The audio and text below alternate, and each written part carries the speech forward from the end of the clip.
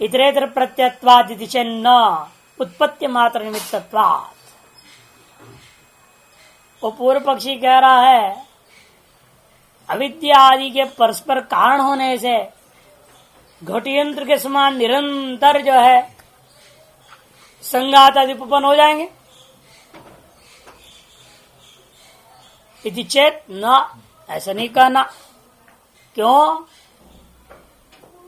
क्योंकि कहते हैं उत्पत्ति मात्र निमित्तत्वात्, अविद्या आदि के उत्पत्ति मात्र के प्रति निमित्त होता है। उत्पत्ति मात्र के प्रति ये निमित्त है, संघात के प्रति निमित्त नहीं है। अर्थात जो है ये दोनों के दोनों जो संघात का समुदाय हैं वे परस्पर मिल करके पहला जो उत्पन्न हो गया उसके बाद संघाताधीन होकर व्यवहार करते हैं।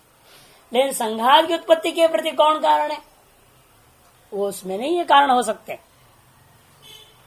इनसे संघात बनेगा इसमें कोई निमित्त पहले बताना पड़ेगा, और बनने के बाद ये आपस में मिल करके उत्पन्न करते रहेंगे, चलता रहेगा गाड़ी, वो तो धारा चलती रहेगी, वो बात अलग चीज है। लेकिन पहले जो संघात उत्पन्न होना है ना, उसके बिना इनका तो अस्तित्व ही नहीं है। वो संघात की उत्पत्ति कैसे होगी? उसके लिए आप कोई निमित्त का कथन नहीं कर सकते, क्योंकि ये जो निमित्त बता रहा विद्यादि, यह जो है बाह्य संसार के कालीन जो धारा की उत्पत्ति के प्रति निमित्त हो सकता है, संघात की उत्पत्ति के निमित्त नहीं है। वही बता रहे, देखिए, यद्यपि भोक्ता प्रशासिता व कश्चित चेतन संहंता स्थिरो न अभिगम्यते। यद्यपि बौद्ध मत में कोई भोक्ता नहीं माना गया, कोई प्रशासिता ईश्वर नहीं मानते हैं, कोई चेतन जो ये पुद्गल समुदाय और स्कंद समुदायों को मिला करके संघात को बनाने वाला संहंता चेतन, कोई संहनन करने वाला, इसके संघात को बनाने वाला चेतन तत्व को, स्थिर तत्व को न अभ्युगम्यते, हम स्वीकार नहीं करते हैं। यद्यपि, कौन कह रहा है? ये बौद्ध कह रहा है। यद्यपि हम लोग ऐसा कोई स्थिर चेतन तत्व को स्वीकार कर नहीं करते जो इन समुदायों को लेकर के एक संघात को बनावे, फिर भी तथापि अविद्यादि नाम इतरेतर कारणत्वादुपपत्तिते लोकयात्रा। फिर अविद्यादि जो हैं वे परस्पर मिल करके, अविद्यादि बताएंगे अविद्यादि कौन है स्वयं आगे। अविद्यादि क्या करेंगे? ये परस्पर मिल करके कारण होने से लोक यात्रा जो है, लोक व्यवहार, लोक यात्रा में लोक व्यवहार संभव है। कस्यांच उपपद्यमानायाम न किंचित अपरम अपेक्षितव्यम अस्ति। उसके उपपद्यमान अर्थात सिद्ध होने पर अन्य कोई अपेक्षित चेतन, संहान करता ईश्वर, ये भोक्ता जीव, ऐसे कोई चीज की जरूरत है ही नहीं। ये अपने आप सब काम कर देंगे अविद्यादि। कहती अविद्यादि कितने, कौन कौन है वो? तेज अविद्यादि, वे अविद्यादि ये आगे कहे जाने वाले हैं। अविद्या संस्कारो विज्ञानम नाम रूपम षडायतनम स्पर्शो वेदना तृष्णा उपादानम भाव जातिर जरा मरणम शोकः परिदेवना दुखम दुर्मनस्ता, ये कुल मिला के 18 चीज है।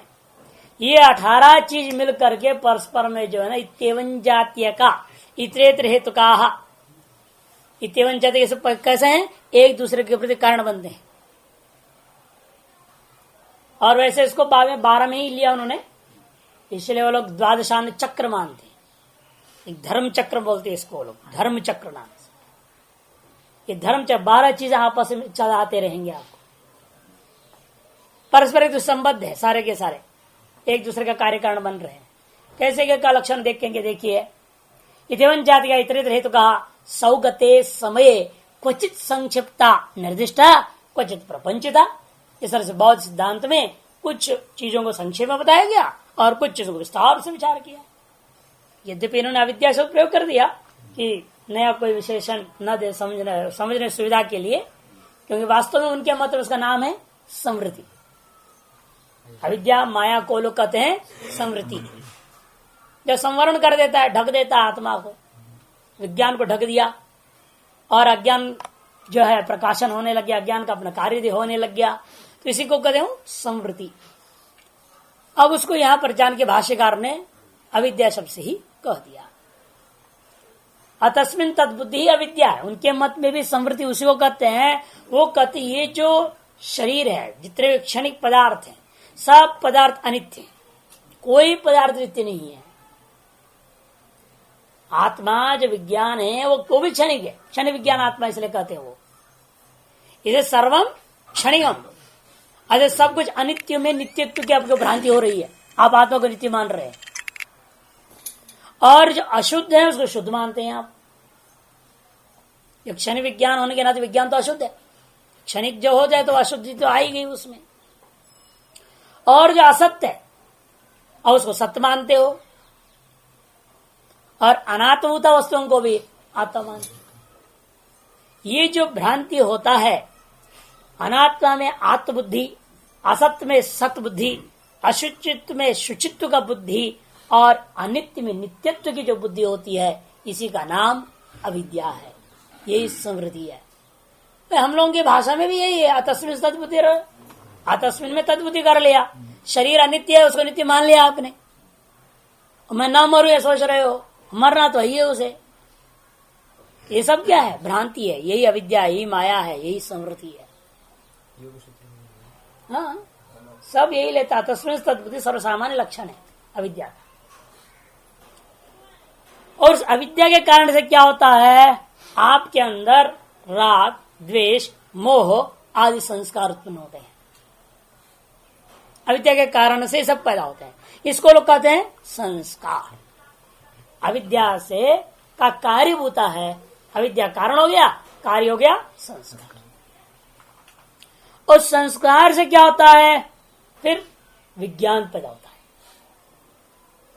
संस्कारों से जब आप गर्भ में रहते हो, उसी अवस्था में सबसे पहला विज्ञान आपके अंदर पैदा हो जाएगा। आप बंदरी का गर्भ में है, बंदर बनना है, तो उसके अनुसार आपके अंदर विद्यमान अनेक जन्मों के पहले के संस्कार वही विज्ञान पैदा करेगा, कूदने का, फादने का सब।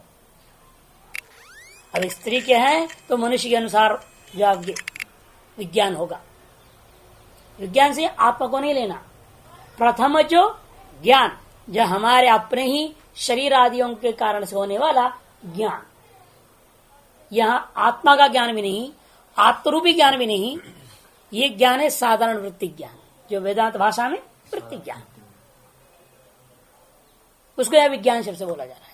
क्योंकि अविद्या का कार्य संस्कार, संस्कारों का कार्य विज्ञान है। और उस विज्ञान की वजह से क्या होता है? फिर उसके बाद में उससे पृथ्वी आदि चार भूत जो नाम का आश्रय हैं, उनसे नाम होने लगता है।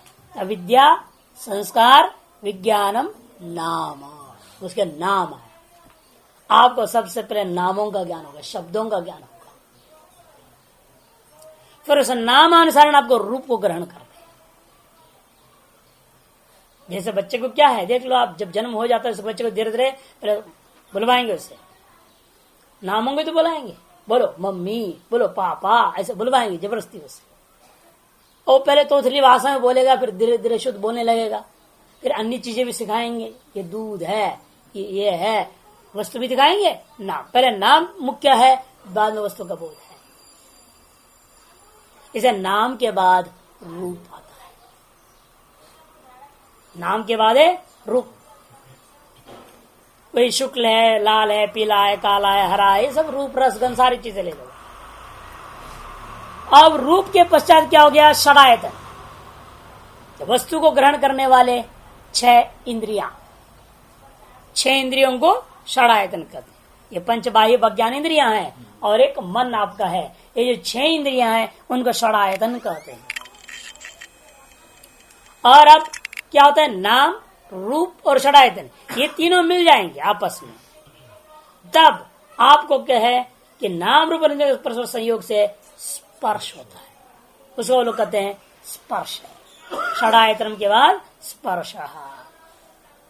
इन परस्पर संयोग को करें, इंद्रिय का रूप के साथ बाह्य आकार जो वस्तुओं के साथ संयोग हो गया, संयोग होने से आपको उसके नाम आदि का बोध हो जाता है, वस्तु का जो ज्ञान हो जाता है, उसके कारणीभूता जो संयोग है, इंद्रियार्थ संयोग, उस संयोग का नाम बौद्ध मत में स्पर्श है। क्योंकि आप क्या संयोग नहीं मानते ना, और सारे को इकट्ठे को एक ही नाम से ले रहे हैं। आपके यहाँ संयोग सन्निकर्ष है, संयुक्त समवाय है, या संयुक्त तादात्म्य वेदांत के अनुसार संयुक्त तादात्म्य है ना, तादात्म्य है, तादात्म्य है वेदांत मत में। तो उनके यहाँ संवेद है, संवेद समवाय है, विशेषणता और विशेषता पूरा जो सन्निकर्ष है। ये 6 जो सन्निकर्ष मानते हैं नैयायिक लोग, या उसी में संयोग शब्द तो संयोग ही रहेगा, लेकिन समवाय को हटा के तादात में रख दो, वेदांत मत बन जाता है।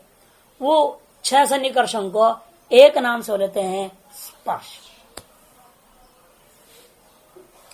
और स्पर्श के कारण से क्या होता है, आपको सुख दुख आदि के अनुभव रूपा वेदना होती है।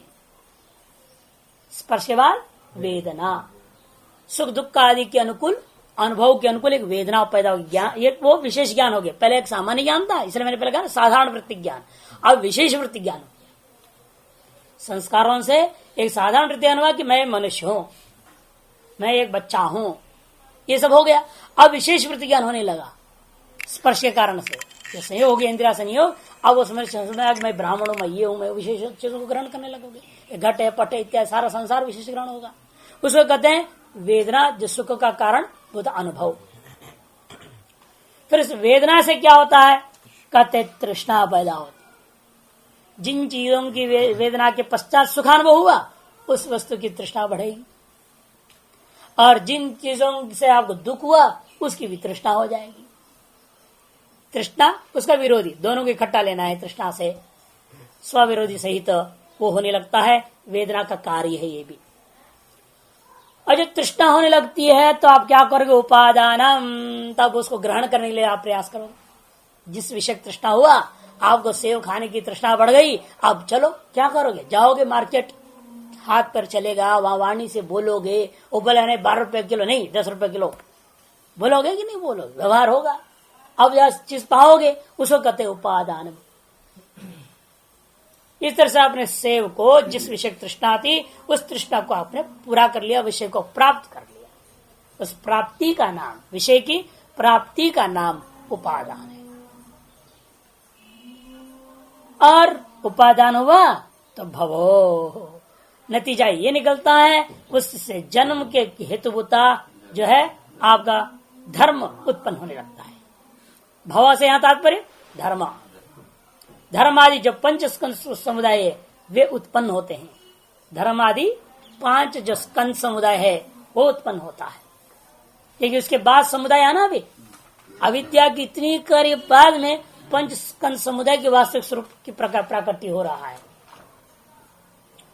अब उत्पन्न स्कंधों का परिपाक होता है तो बुढ़ापा, जारा, भवः जाति, पहले भव हो गया धर्म, और उससे जन्म हो गया जाति, मैंने जन्म हुआ, वो स्कंदों का जन्म हुआ। जन्म के पश्चात वो जरा हो गया, बुढ़ापा गया, उसका जो परिपाक होने लगा, विपरिणाम होने लगता है, अंत में इसका नाश होकर के मरण हो गया। मरते हुए पुरुष को अपने पुत्र आदि का स्नेह का वियोग जो होता है, उसके कारण से एक शरीर के अंदर एक अंतर्दाह होता है, जलन सा पैदा होती है, अलग विलक्षण स्थिति आती है उसके अंदर में। जब छूटने लगते हैं चीजें, दुख होता है विशेष, उसी को लोग कहते हैं शोक। और उसके बाद विलाप करता, हाय मेरा सब पुत्र छूट गए, मेरे पत्नी छूट गई, मेरा संपत्ति छूट गया। अंदर में जो हाय हाय चिल्लाता है वो, उसको कहते हैं परिदेवना। उसका नाम है परिदेवना। शोक क्या, परिदेवना शोक है ना, मरणम शोक। शोक तो हो गया, एक अंदर एक दुख सा पैदा हो रहा है। वो दुख का नतीजा क्या है, वो चिल्लाने लगता है अंदर ही अंदर। अब मुंह बोल लेता नहीं, मरण काल है, मूर्छु काल है, बोलेगा क्या, बोलता नहीं है, लेकिन अंदर ही अंदर वो चिल्लाहट होने लगती है, अरे मेरा सब छिन गया, मैं लुट गया, सारा मेरा छूट जा रहा है, सब मेरे चला गया। ऐसे अंदर के जो चिल्लाहट होती है उसका नाम परिदेवना। अरे वेदना पहले चला गया, कहाँ वेदना, और वेदना तो विशेष ज्ञान की बात है, वो अलग है, ये अलग चीज है। ये परिदेवना है, वेदना नहीं है। वेदना अलग चीज है, परिदेवना अलग चीज है। गलत छपी होगी, उसको ठीक करो, गलत छपा है तो। परिदेवना, पहले वेदना वो अलग है, पहले चला गया, स्पर्श के बाद वेदना होता है, विशेष ज्ञान पैदा होते हैं, विशेष ज्ञानों को वेदना कर दिया। उस वेदना के कारण से तृष्णा होती है, सुखान रूप वस्तुओं की प्राप्ति की इच्छा होती है, दुकान रूप वस्तुओं की जो निवृत्ति की इच्छा होती है, तृष्णा, उसकी तृष्णा कारण से अब वस्तुओं को ग्रहण करने का प्रयास करके ग्रहण करके प्राप्ति हुआ, प्राप्ति के अनंतर उसके कारण से धर्म और अधर्म होने लगता है, उसके कारण से जन्म हुआ, जन्म से जरा, जरा से मरण, मरण काल में होने वाली चीजों को शोक और परिदेवना। पहले शोक हुआ, शोक का भी रिजल्ट है, शोक का कार्य है परिदेवना। फिर परिदेवना के पश्चात अनिष्ट का जो है वो अनुभव होने लगता है, उसको अलग से लेते ये दुख। उस दुख के कारण से मन में खिन्नता आ जाती है, व्यथा होती है, उस मनोव्यथा को कहते हैं दुर्मनस्ता। ये आपका पूरा का पूरा 18 चीजें हैं इत्यवन जातीय का। और कुछ लोग इसके अलग जोड़ देते हैं, मान है, अपमान है, क्लेश है, अनेक अन्य भी जोड़ लेते हैं और भी सूक्ष्म तारतम्यता फर्क करते जाते हैं। मान अपमान के कारण से क्लेश होगा, वो एक अलग गिन लो, वैसे कोई जरूरत नहीं, वो सब इसी में ही अंतर्भाव हो जाएंगे। अतः बल्कि 18 को भी बाद में बौद्धों ने तो 12 में ही लिया है, धर्म चक्र नाम से 12 में ही ले लिए हैं, इसलिए वास्तव में 12 ही है मान के चलो। ये भी 18 समझाने के लिए आपको कर दिया है। तो इन सारी चीजों को सौगत समय क्वचित संक्षिप्ता निर्दिष्टा क्वचित प्रपंचिता, ये सब कौन कर रहे हैं? पूर्व पक्षी अपनी व्याख्या कर रहा है, बौद्ध अपना समझा रहे हैं बातों को। हम इस प्रकार से उत्पत्ति मानते हैं, यह विद्या आदि उत्तरोत्तर कार्य पैदा करता हुआ इस संसार चक्र के सकल लोक व्यवहार को संपादन करते रहेंगे। सर्वेशाम अप्ययम अविद्यादि कलापो अप्रत्याख्येय। और दूसरी बात, ये अविद्यादि जो कार्यकलाप है, कार्य कारण भाव से जो प्रसिद्ध चरित्र, कार्य कारण भाव से जो धारा चल रहा है, इसको सभी वादियों के द्वारा मानना ही होगा, कोई इसका खंडन नहीं कर सकता। क्यों? सभी संसार से मोक्ष चाह रहे हैं, ये संसार का स्वरूप है। इस संसार को कौन काट सकता है? अविद्या और अविद्या को उत्तरवर्ती कार्यभूत है सारा का सारा चीजों को उन्होंने 5 में ले लिया। अविद्या क्षेत्र मुत्तरे शाम करके अविद्या, अस्मिता, राग, द्वेषाभिनिवेश 5 में ले ली, इन्होंने उसको 18 कर दिया, कोई 20 कर दिया, कोई 26 करेगा, कोई 5, 10 कहेगा, कुछ भी कहो, लेकिन उसको कितनी विभाजन में आप करेंगे उसका आपकी अपनी मर्जी है। प्रक्रियाओं में विभाजन करने की आपकी अपनी मर्जी है। समझने के लिए छोटी छोटी टुकड़ी बना लिया, तो सबको एक ही मंत्र भाव कर दो और सीधा एक ही कह दो, मर्जी अपनी है ना। समझने के लिए संसार का विश्लेषण किया जा रहा है। ये 18 में गिनाया किसी ने, तो कोई 5 में गिना रहा है, कोई 10 में गिना रहा है। नहीं आए तो 21 प्रकार का दुख मानते हैं ना, उसका ध्वंस होनी चाहिए तो मोक्ष होगा, तो 21 कह रहा है वो। तो जो जितना कहे उनकी अपनी मर्जी। और सांख्य आदि तो 3 ही कहते, आदि देवी का आदि भौतिक और आदि बात खत्म, सारे उसी में आ गया बोल दिया। इस प्रकार से 3 को, 5 को, 10 को, 21 को, 18 को अपनी मर्जी, लेकिन कोई भी व्यक्ति अविद्या आदि संसार का प्रत्याख्यान किसी भी वादी के द्वारा नहीं किया जा सकता। इसे कहते अविद्या आदि कलाप सर्वेशम अपि वादी नाम अप्रत्याख्येय। कोई इसका खंडन नहीं कर सकता, प्रत्याख्यान नहीं कर सकता है। तदेवं अविद्यादि कलाप परस्पर निमित्त नैमित्तिक भावेन घट यंत्रवद अनिशम आवर्तमाने अर्थाक्षिप्ते उपपन्न संघात इति चेत तन्ना। यहां तक पूर्व पक्ष है, इसलिए वो कहते पूर्व पक्षी का कहना है अविद्यादि जो कलाप, ये जो आपने समूह दे का कार्य कारण भाव समूह, ये इतरेतर परस्पर मिल करके निमित्त नैमित्तिक भाव से युक्त होकर के घट यंत्र के समान निरंतर चलते रहेंगे, इसलिए उसका धर्म चक्र बोलते हैं। फिर मरण हुआ, मर गया, फिर जन्म होगा, फिर जन्म हुआ तो सारा वही प्रक्रिया फिर चलेगी। कि ये चक्र जो है इसका नाम धर्म चक्र इसलिए कहते हैं। तो ये जो घट यंत्र के समान निरंतर चलते रहता है, अनिशम माने निरंतरम, आवर्तमान, बारंबार बारंबार बारंबार होता है। इसलिए एतादृश आवृत्ति के कारण वो तक कोई संघात तो मानना पड़ेगा। इसे कहते अर्थाक्षिप्त उपपन्न संघात। और बिना संघात का एतादृश धारा नहीं चल सकता। ये जो अविद्यादि कार्यकलाप की जो निरंतर चलना है निमित्त निमित्त भाव से मिलकर के, ये बिना संघात का हो नहीं सकता। अतः अर्थतः हमने आक्षेप कर लिया, इसका अध्याहार कहते हैं। जैसे न्यायिक लोग भी क्या कहते हैं, भावना के आधार पर हम आक्षेप कर लेंगे कर्ता को। अच्छा, लकारों के अर्थ कर्ता मानने की जरूरत नहीं, ये तो बड़ा अर्थ संग्रह में आया, कर्ता चा आक्षेप लभ्यो। कहा नहीं, व्याकरण लोग कहते हैं लकार जो गच्छति नित्य है उसका अर्थ सीधा कर्ता, वो कहते नहीं नहीं उसका अर्थ कर्ता नहीं, उसका अर्थ भावना, एक शाब्दी भावना का अर्थ भावना है। भावना रूपी क्रियावाचक भावना के माध्यम से वह क्रिया से आक्षेप कर ले। आक्षेप क्यों, बिना कर्ता क्रिया नहीं हो सकता। अतएव लकार का अर्थ क्रिया कर दो, आख्यातार्थ क्रिया हो जाएगी जब वह क्रिया बिना कर्ता का असंभव होने से कर्ता तो आक्षेप लभ्य है। जैसे पीनत्व बिना भोजन का हो नहीं सकता, अतएव रात्रि भोजन आक्षेप लभ्य हो जाता है। इसको अध्याय कहते हैं, अर्थापत्ति भी कहते हैं। अर्थतः आक्षेप होता है, कई शब्द आक्षेप हो जाता है।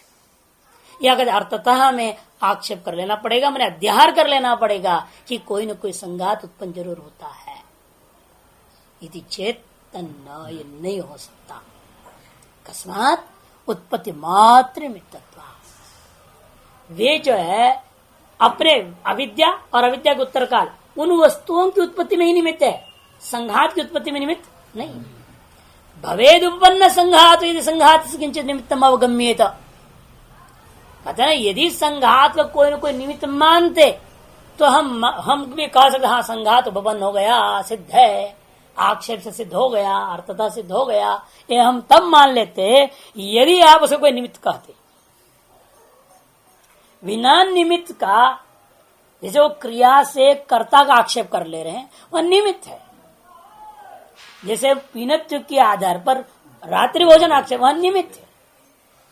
तो कुछ नहीं खाते आपने बोल दिया ना, वही निमित्त है। दीवा न भूंगते, अरे बिना खाए पिए मोटा कैसे है, तब आपने नहीं फिर जरूर रात्रि में भोजन खाता है।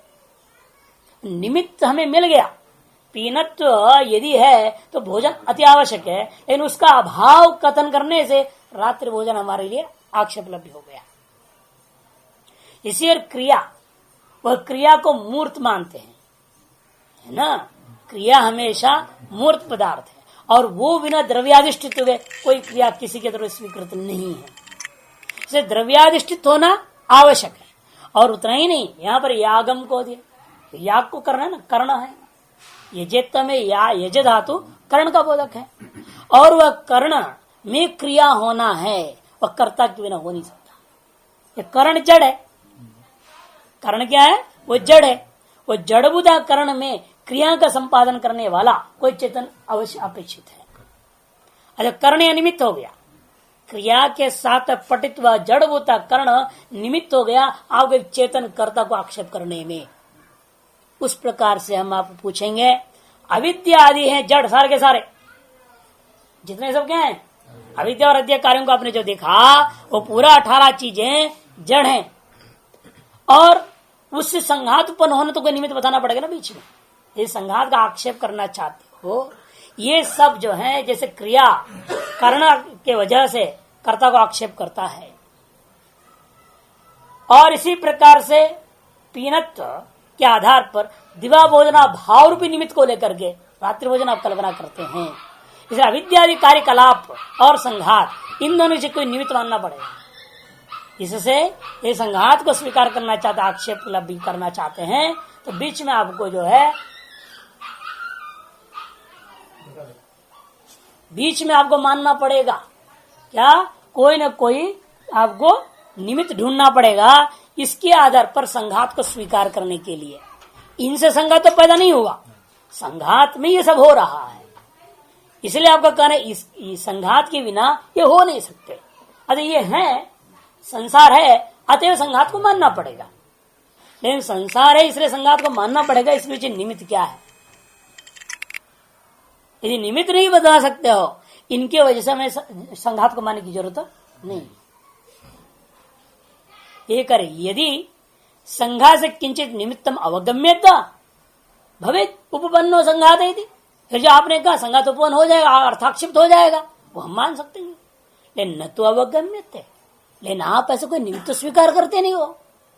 यतः इतरेतर प्रत्यत्वे अविद्यादिनाम पूर्वपुरम उत्तरोत्तर से उत्पत्ति मात्र निमित्तम भवेत न तो संघातोत्पत्ति किंच निमित्तम संभवति।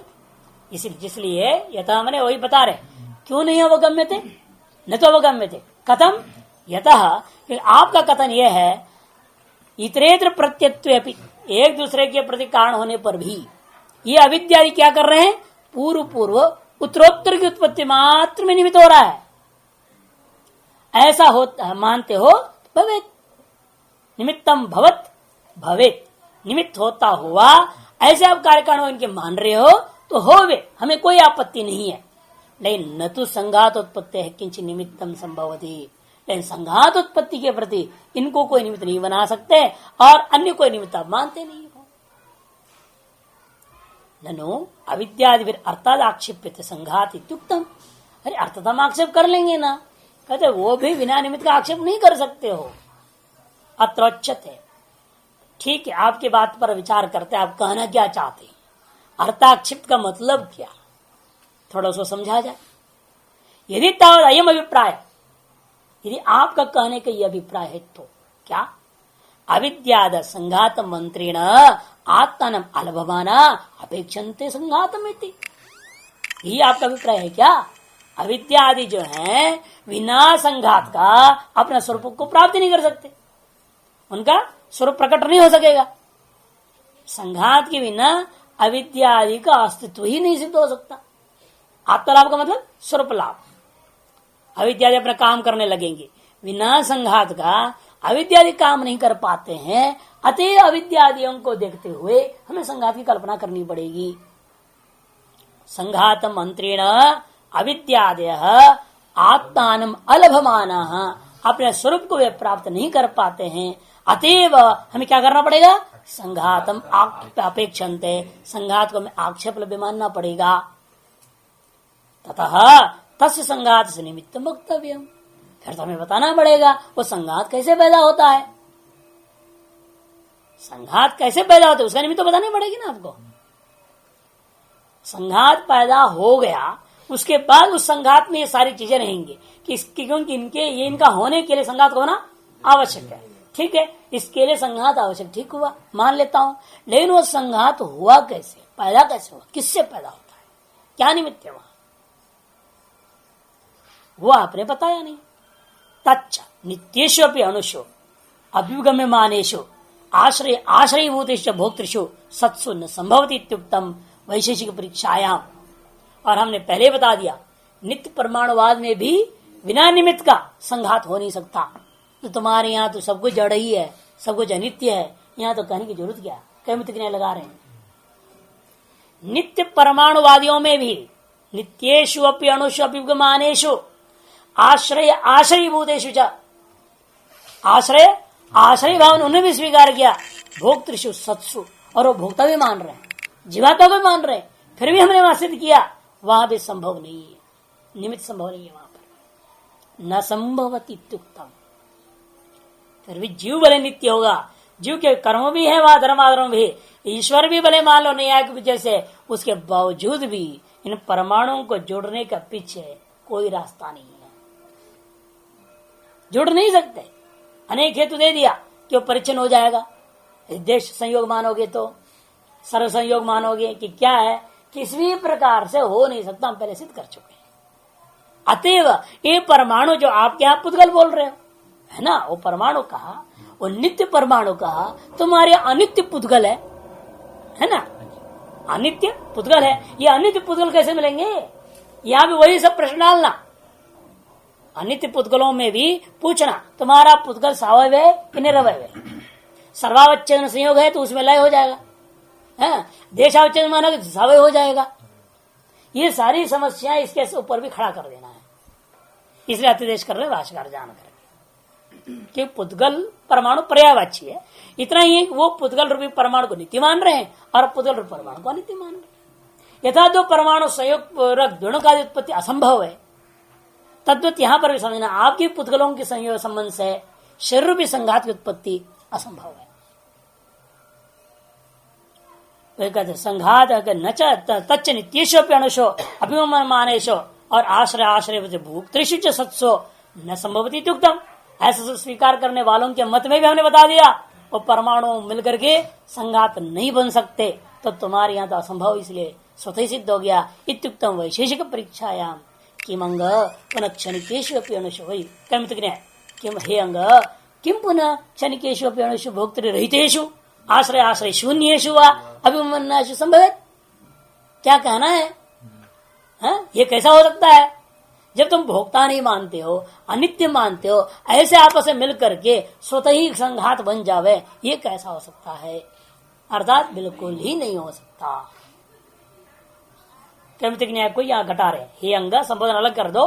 किम पुनः क्षणिकेशु अणुषु, एक तो आपने क्षणिक मान लिया उन अणुओं को, और कोई भोक्ता भी नहीं, भोक्तृ रहितेषु आश्रय आश्रय शून्येषु, और आश्रय आश्रय भाव भी नहीं रह गया। इसीलिए ऐसे इन वस्तुओं का स्वतः ही मिल जाना, स्वतः ही संघात का बन जाना कथम अभिगम्यत अभिगमनाशो, ऐसे तत्वों को स्वीकार करने वाले आपके मत में किम संभव है, मैंने क्या संभव है, क्या मैंने संघात उत्पत्ति संभव है क्या? अतः नहीं हो सकता। अतः अयम अभिप्राय, चलो अभिप्राय बदल देगा फिर, है ना। अविद्यादि एवं संघात निमित्तम, अविद्यादि संघात के निमित्त मान लो, ये कैसा होगा भाई? भाई अब बात वही आ गई ना, अंडा पहले किया जो है मुर्गी पहले, ये धर्माधर्म, ये अपना अविद्यादि संघात अधीन बोले, वो अविद्यादि कहाँ है? संघात उत्पत्ति के पश्चात स्वरूप लाभ प्राप्त कर रहे हैं, और उसके निमित्त भी कैसे हो जाएंगे? जैसे पुत्र जो पैदा ही नहीं हुआ, वो पुत्र पिता की जन्म का कारण बनेगा। अब पुत्र पैदा हुआ, मान लो पैदा भी हो जाए, बाद में पैदा हो गया, पुत्र पैदा जो हो गया है, क्या वह पुत्र पिता की उत्पत्ति का कारण है या निमित्त हो जाएगा? क्या नहीं है। पिता अपना उत्पत्ति है, उसके पश्चात उत्पत्ति पुत्र का जब हो रहा है, तो पश्चात जो स्वरूप लाभ करता है वह पूर्व सिद्ध वस्तु के प्रति निमित्त या कारण नहीं हो सकता। क्यों? जो पश्चात उत्पन्न होने वाला वस्तु अभी अपना स्वरूप लाभ ही नहीं प्राप्त किया, तो निमित्त कैसे बन जाएगा? जो अभाव रूप में स्थित है, स्वरूप लाभ नहीं होने का मतलब क्या? वर्तमान में अभाव रूप में स्थित है, अनभिव्यक्त अवस्था में है, उसका अस्तित्व ही नहीं है। उनके मत तो अस्तित्व ही नहीं है। हमारे यहाँ तो अनभिव्यक्त हम शब्द प्रयोग कर देते, वेदांत में विद्यमान है, अग्रे आसीत, भले अभिव्यक्त नहीं है, अनभिव्यक्त रूपेण है तो सही, कारण रूपेण विद्यमान है, अतः निमित्त बन भी जाएंगे वहां, लेकिन यहां कैसे करोगे? तुम्हारे यहां तो विद्यमान ही नहीं हो, अस्तित्व ही नहीं हो उसकी। इसलिए कहते कि देखो कि अथ अयम अभिप्राय पूर्व पक्षी कहे अविद्या आदि एवं संघात निमित्तमिति कथम तमेव आश्रित्य आत्मानं लभमान तस्यैव निमित्तम स्यो। आगे ना ये सिद्धांत बोल रहे इति चेत न, ऐसे समझ लेना अपने आप, इति तक पूर्व पक्ष, अथ से इति तक। तो सिद्धांत बोलता है बताओ तमेव आश्रित्य, तमेव माने संघातम, संघात को आश्रित करके आत्मानं लभमाना अविद्यादय, आत्मानं लभमान में स्वरूप लाभ पाने वाले, जन्म को प्राप्त करने वाले ये अविद्यादि हैं, वे तस्यैव माने संघातस्यैव निमित्तम कथम स्युः, संघात का निमित्त कैसे हो सकते हैं बताओ? असंभव है। अथमन्य से संघात एव अनादौ संसारे संतत्या अनुवर्तन्ते तदाश्रयाश्च विद्यादेति तदपि संघात संघातांतर उत्पद्यमानम नियमेन व सदृशोत्पद्येता। अथवा तीसरा पक्ष में आता है भाई चलो छोड़ो, संघात अनादि है, वो पैदा ही नहीं हुआ, संघात अनादि काल से वो अगले अगले संघात को पैदा करते जाता, धारा चल रहा है। अब संघात उत्पन्न होता है और अविद्या उत्पन्न होते हैं मानेंगे, तो भाई इनकी उत्पत्ति के लिए ये निमित्त बन जाएगा संघात, संघात की उत्पत्ति के निमित्त बतानी पड़ जाएगी, ये झंझट थी। उससे बचने उन्होंने कहा संघात उत्पन्न नहीं हुआ, वो तो अनादि है, छुट्टी जाएगी। अनादि धारा चल रहा, तब भी हम उनसे पूछेंगे एक संघात दूसरे संघात को जो पैदा करेगा ना, जैसे ये शरीर मर जाएगा, ये संघात है, ये मरेगा, वो दूसरे संघात को पैदा करेगा, आपने कहा अनादिकाल से धारा चल रही है। लेकिन ये हमें बताओ, जैसे इसका प्रश्न था ना बहुत दिन पहले शिव चैतन्य का, क्या वो पुरुष ही बनेगा कि स्त्री बनेगा, वो प्रश्न उठा रहे। इसमें तो निमित्त बताना पड़ेगा आपको। आप मनुष्य संगात के बाद बंदर के संगात में जा रहे हैं मान लो, है ना, तो क्यों गए? मनुष्य संगात के बाद मनुष्य संगात क्यों नहीं पैदा हुआ? पुरुष संगात के बाद स्त्री संगात में जाना पड़ जाए तो मुसीबत, वो क्यों? इसे कोई नियामक है क्या तुम्हारे पास? तभी निमित्त तो बतानी पड़ेगी आपको। एक संघात उत्पत्ति के अंदर दूसरी संघात उत्पत्ति के पीछे जो धारा आप मान रहे हो, अनादिकालीन धारा जो चल रहा है, उसमें भी निमित्त की व्यवस्था नहीं हो सकता। वही करें अथमन्य से, यदि आप मानते हो तो ये संघात एवं अनादो संसारे संतत्या अनुवर्तन्ते, ये जो संघात है यही संघाता बहुवचन कर दिया, अनादिकालीन संसार में संघात जना संतत्या मान धारा रूपेण एक के पश्चात निरंतर चलते आ रहे अनुवर्तन्ते तदाश्रयाश्च विद्या विद्यादय, और तदाश्रित होकर के अविद्यादि की भी धारा चल पड़ी हुई है। इति ऐसा यदि मानते हो तो हम पूछते हैं वहां पर बताओ, तदपि संघातात संघातांतर उत्पद्यमानम नियमेन वा सदृशमेव उत्पद्यते अनियमेन वा सदृशम विसदृशम वा उत्पद्यते। ये बताओ, नियमित रूप से सदृशी पैदा करेगा या अनियमित रूप से कभी सदृश कभी भी सदृश पैदा करेगा? क्या तुम्हारी व्यवस्था है? एक व्यवस्था नहीं दे सकेंगे। निमित्त अतिरिक्त निमित्त चाहिए ना उसके लिए। निमित्तांतर के व्यवस्थापक के बिना आप कुछ नहीं कर सकते। एक अतिरिक्त व्यवस्थापक मानना पड़ेगा। चेतन को अलग रहता है, स्थिर रहता है। समस्या क्या है, तो संघात भी स्थिर नहीं है ना, अभी क्षणिक है। अच्छा संघात, तो एक संघात उत्पन्न हुआ, जो अगला संघात जो पैदा होने लगेगा उस बीच कोई दोनों का बीच स्थिर तत्व चाहिए जो कहेगा भाई ये मनुष्य था, इसने इतना पाप किया है इसलिए इसको हम घोड़ा बनाएंगे, अब उसका अगला संघात घोड़े का मिलेगा। ऐसे कौन तय करेगा? कोई न कोई वहां व्यवस्थापक चेतन तत्व, स्थिर तत्व, स्थिर चेतन तत्व की अपेक्षा है। बिना स्थिर चेतन तत्व का एक संघात से दूसरे संघात में सदृश या विसदृश, नियम से या अनियम से उत्पन्न होने के पीछे व्यवस्था आप नहीं दे सकेंगे। वही कहते हैं, प्रश्न पूछ रहे अभी, तदपि संघात संघातांतर उत्पद्यमानम, यह व्यवस्था में भी एक संघात से दूसरे संघात की उत्पत्ति हो रहा हो, उस विषय में पूछेंगे क्या नियमित रूप में सदृश उत्पन्न होगा क्या, अथवा अनियमित रूपेण कभी सदृश पैदा हुआ है, कभी भी सदृश पैदा होने लगेगा। दोनों पक्ष दोष दे रहे आगे। नियम अभिगमे मनुष्य पुद्गल देव तिर्यक योनि नारक प्राप्त्य भाव प्राप्त, समस्या होगा। ये सदृश्य सदा पैदा होने लग जाए, आप तो कभी देवता बन ही नहीं सकेंगे। कि मनुष्य का जो पुद्गल, जिन पुद्गलों ने मनुष्य बनाया, आपका संघात बनाया है, वो संघात सदृशी सदा पैदा करने लग जाए तो आप सदा मनुष्य ही हो पाओगे, स्वर्ग आदि जाकर देवता आदि बन ही नहीं पाएंगे आप। न नरक के भय, फिर तो किसी का भय ही नहीं, सब खत्म।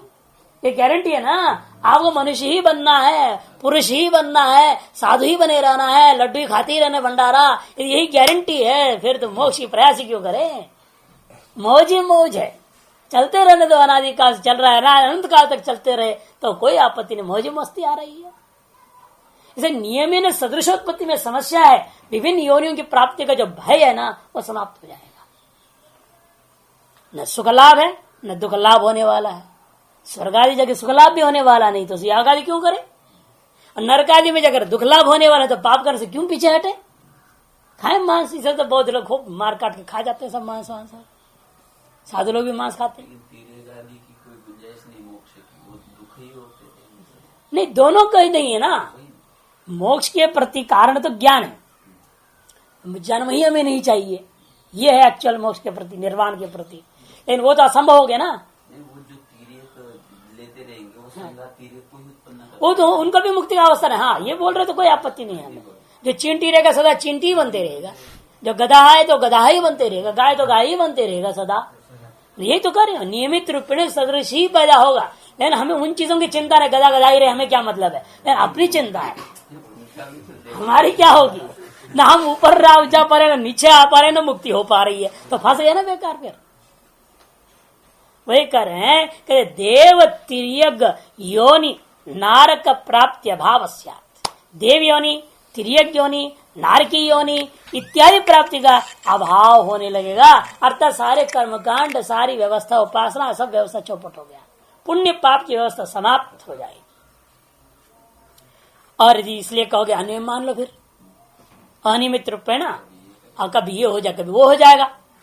यदि ऐसा कहोगे तो मनुष्य पुद्गल कदाचित क्षणेन हस्ति भूत्वा देवो वा पुनर्मनुष्यो वा भवेत्। पुण्य किया आपने, एकदम सब देवता बन गए, फिर वहां से पुण्य खत्म हुआ, फिर तुरंत मनुष्य बन जाए, कभी भी कुछ भी होते रहे, ये व्यवस्था तो नहीं बनेगी ना। फिर भी इतनी आयु तक मनुष्य ही रहेगा, इतनी आयु तक देवता ही रहेगा, यहां भी नियामक कौन बनेगा? इसमें कोई व्यवस्थापक आपके पास चाहिए, निमित्त चाहिए। निमित्त के बिना व्यवस्था आप दे नहीं सकते। इसे कहते हैं उल्टा सीधा हो सकता है। मनुष्य पुद्गल जो है ना, वह कदाचित क्षणेन, एक क्षण के द्वारा हाथी हो गया, अगले क्षण देवता हो गया, अथवा मनुष्य हो जाए, कुछ भी होते रहे इस तरह। क्यों क्षण किया नहीं उनके यहाँ, तो जब क्षणिक है तो बदलते ही रहेगा ना लगातार, कभी कुछ होते रहे। फिर तो मुश्किल होगा, पढ़ोगे कैसे यहाँ बैठ करके? है यहाँ बैठे बैठे आप हाथी घोड़ा सिंह बन जाओ तो फिर पढ़ाने वाला हालत खराब हो जाएगा। कभी सांप हो जाए, कोई कुछ हो जाए, तो सब तो भगदड़ मचेगी। अब तो आराम से बड़े सुन रहे तो खत्म हो जाएगा मामला। उभयम अपि अभिगम विरुद्धम, इसलिए दोनों के दोनों आपके अपने स्व सिद्धांत के विरुद्ध भी है।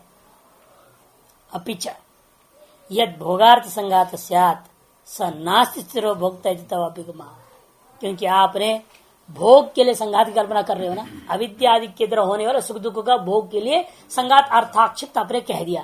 लेकिन भोग के लिए अर्थाक्षिप्त कह रहे हो अविद्या आदि के आधार पर, बिना भोक्ता का भोग कौन करेगा? भोग किसे कौन कर रहा है? आप जब स्थिर भोक्ता नहीं मानोगे तो भोग किसके लिए? ये प्रश्न तो रहेगा। वही करें अपिच यद भोगार्थ संघात, कि आपकी कल्पना है भोग की सिद्धि के लिए हमें संघात को मानना पड़ेगा। भोग क्या? अविद्या से सुख दुख का जो भोग है, इस भोग का सिद्धि के लिए संघात मानना पड़ेगा। लेकिन स नास्ति, क्यों? क्योंकि स्थिरो भोक्ता इति तव अभिगमः, क्योंकि सभोक्ता स्थिर नास्ति तव अभिगमः। ऐसा कोई भोक्ता स्थिर तत्व को आप मानते नहीं हो। ततश्च भोगो भोगार्थेव स्यात्, कारण भोग के लिए हो रहा, किसी और के लिए है ही नहीं।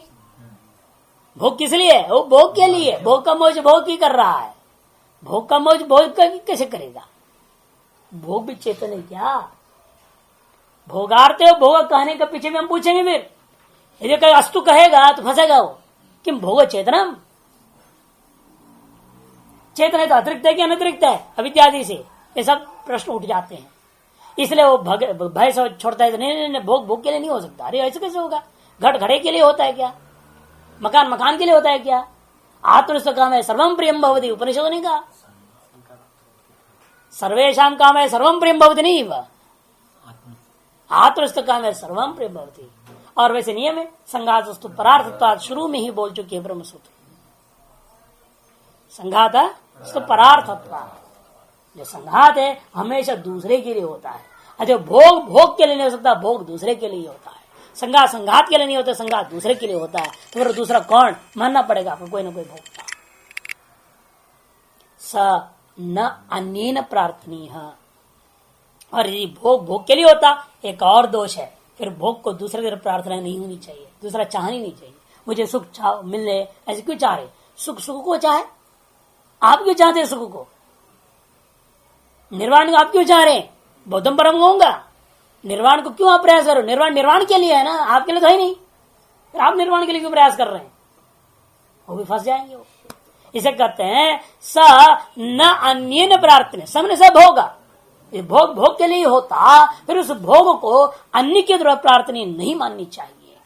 तथा मोक्ष मोक्षार्थे वही मुमुक्षुना नान्यन भवितव्यम्, इसलिए हम कहेंगे मोक्ष के लिए ही होता है, अन्य मोक्ष के द्वारा मोक्ष के लिए कोई प्रयास नहीं होनी चाहिए। अन्य चेत प्रार्थ्यता उभयम, यदि कहोगे अन्य के द्वारा, इसलिए भोग और संघात दोनों प्रार्थना यदि है मानते हो तो, अर्थात भोग और मोक्ष उभयम ने भोग और मोक्ष दोनों के दोनों अन्य के प्रार्थनीय है ऐसे मानते हो तो भोग और मोक्ष काल अवस्थाई ना तेन भवितव्यम, भोग और मोक्ष काल पर्यंत रहने वाला कोई न कोई स्थिर चेतन तत्व को मानना पड़ेगा। और मान लिया तो अवस्थायित्व क्षणिकत्व विरोध से आपने कोई ऐसा स्थिर तत्व मान लिया, भोग से मोक्ष पर्यंत रहने वाला एक स्थिर तत्व यदि मान लेते हो तो आपका क्षण विज्ञानवाद नष्ट हो जाएगा। तस्माद इतरेतर परमात्र निमित्तत्वम अविद्यादि नाम यदि भवेत भवतो नाम, हमें कोई आपत्ति नहीं है अविद्यादि जो ना परस्पर उनकी अपने आपस में इतरेतर उत्पत्ति 18 वस्तुओं का आपस में इतरेतर उत्पत्ति के प्रति कारण मानते हो तो कोई आपत्ति नहीं है हमें, होवे वो न तो संघात सिद्धित, उनके आधार पर संघात की उत्पत्ति संघात का निमित्त संघात की स्थिति की सिद्धि नहीं हो सकती। भोक्तृभावाद अभिप्राय, ये सूत्र अभिप्राय है भोक्ता का अभाव होने पर स्वीकार यदि करते हो फिर आप कोई व्यवस्था दे नहीं सकते। उत्तर उत्पादे च पूर्व निरोधात, उत्तर उत्पादे च पूर्व निरोधात, च मने और उत्तरोत्पादे उत्तर कार्य क्षण की उत्पत्ति के समय में पूर्व निरोधात कारण क्षण का नाश भी हो गया। आप क्या तो है ना पूर्व का नाश होकर के अगले का पैदा होता है, इस हेतु से भी संघात की सिद्धि नहीं हो सकती। जब पिछला वाला रहा ही नहीं तो अगला संघात कैसे पैदा होगा? ये पूर्व आपने भी अनादिकालीन धारा भी माना संघात को, एक संघात को अगले संघात उत्पत्ति काल पर्यंत रुकना पड़ेगा। अगला उत्पन्न होने के बाद ही नष्ट होता है तब तो कोई आपत्ति नहीं हमें, लेकिन उनका इनका नष्ट होने के बाद उत्पत्ति मानते, ये समस्या है। फिर इन दोनों का संबंध कैसे, कार्यकारण भाव कैसे होगा? ये पहले मिट्टी नष्ट हो जाए बाद में घड़ा पैदा होगा क्या? तंतु को आग लग में डाल दो फिर पट खड़ा हो जाए वहां पे, ऐसे कैसे होगा? अरे तंतु का नष्ट होने के बाद कहीं पट पैदा होगा क्या? फिर ये कैसा उकाते हैं? इसलिए भी उनके संघात को उत्तरोत्तर उत्पत्ति का धारा व्यवस्था नहीं दे सकते आप। उक्तम में तदिति अविद्यादि नाम उत्पत्ति मात्र निमित्तत्वात् न संघात सिद्धिरस्ति, अविद्यादियों का उत्पत्ति मात्र के निमित्त होने से संघात की सिद्धि नहीं होती है, ये बात हमने कह दिया है। तदापि उत्पत्ति मात्र निमित्तत्व, लेकिन वास्तव में अविद्यादियों को भी हम नहीं मान पाएंगे। तदपि उत्पत्ति मात्र निमित्तत्व न संभवति, अविद्यादि परस्पर उत्पत्ति मात्र के निमित्त नहीं हो सकेंगे। अपने का अविद्या से संस्कार पैदा होता है, संस्कार से विज्ञान होएगा, लेकिन अविद्या संस्कार को पैदा करके नष्ट होती है या पैदा होने से पहले नष्ट होती है? बताओ। करके नष्ट होती है तो कोई आपत्ति नहीं है, फिर तो व्यवस्था बन जाएगा। लेकिन करके नष्ट होती है बोलोगे तो उसकी उत्पत्ति क्षण तक ये रह गया, अगले के समय में ये भी रह गया तो स्थिरता आ गई, स्थिरत्व क्षण भंगवाद समाप्त हो जाएगा। इसलिए नष्ट होके कहोगे फिर तो उनकी भी परस्पर उत्पत्ति के प्रति कारण बनेगा नहीं, वो ये भी आपस में उत्पत्ति के प्रति कार्यकारण नहीं बन सकेगा। संघात के प्रति तो है नहीं, बल्कि उनके भी आपस में वास्तव में कार्यकारण भाव नहीं हो सकता है। वही कह रहे हैं तदपि तो उत्पत्ति मात्र निमित्तत्व न संभवति, अविद्यादियों को पहले पक्ष तो मैंने स्वीकार कर लिया था, उत्पत्ति मात्र के प्रति निमित्त उनके अपने आपसी संघात के प्रति वो निमित्त नहीं हो सकते। लेकिन अब कह रहे हैं वे भी वास्तव में परस्पर उत्पत्ति के प्रति निमित्त कारण नहीं हो सकते या उत्पत्ति कारण नहीं हो सकते। क्यों? क्षणभंगवादिनो अयम अभिगम, क्योंकि आप क्षणभंगवादियों का यह सिद्धांत है क्या? उत्तरस्मिन् क्षणे उत्पद्यमाने पूर्व क्षण निरुध्यत इति, उत्तरस्मिन् क्षणे उत्पद्यमाने, उत्तर क्षणावच्छिन्न जो संघात की उत्पत्ति या अविद्या की उत्पत्ति जैसे जैसे होने लगता है वैसे वैसे पूर्व क्षण वाला जो होता है वो नष्ट हो जाती। एवं अभिगोचता पूर्वोत्तर क्षणयोर हेतु फल भाव न शक्यते संपादित, न को जोड़ो न चाहिए है ना। एवं अभिगोचता ऐसे स्वीकार करता हुआ आपके मत में पूर्वोत्तर क्षणों का हेतु और फल में कार्य भाव कार्य कारण भाव की कल्पना संपादन आप नहीं कर सकेंगे।